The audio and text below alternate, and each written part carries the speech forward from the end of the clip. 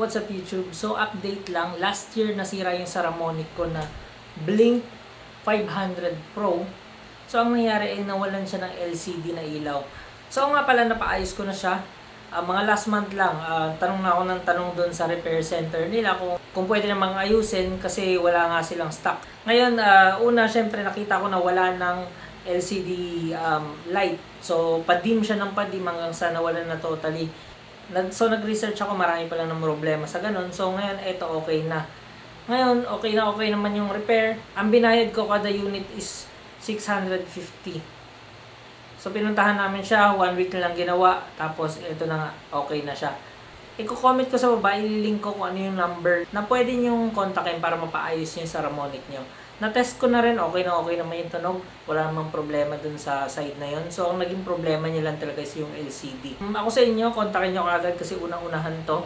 Ang ginagawa nila, nag-order sila pag naubos yung mga LCD nila in 2 months pa dumadating. So, ginawa ko talaga nung kinausap ko sila, o sinabi nila in 2 months, magkakaroon kami ng supply. So, ginawa ko, nilagay ko talaga yung alarm dun sa cellphone ko, no? Kasi ayoko maunahan na naman, tapos magantay na naman ako ng 2 months. Umabot ng 1 week yung pag-repair, kinuha namin doon, binayaran namin, tapos okay na. Pwede rin pala maging libre kung meron pa kayo ng resibo, hindi pa umaabot ng 1 taon kasi meron siyang warranty.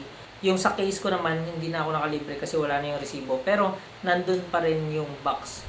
So yung box, mahalaga yun kasi nandun daw yung sa likod yung serial number, sinend ko yun sa kanila at nakita nila na legit naman yung unit ko. So yun lang, at least naging okay siya. Meron na akong magagamit ulit. Huwag yung tatapon yung mga sira nyo kasi may pag-asa pa rin yan. So 1 taon ko siguro hindi ito nagamit. Ngayon ko palang magagamit ulit.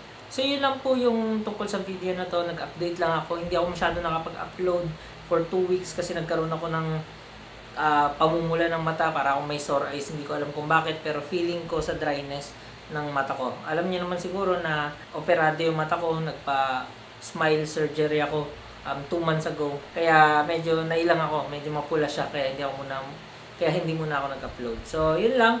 Maraming salamat sa panonood at sa ulitin. Bye-bye. Update na lang.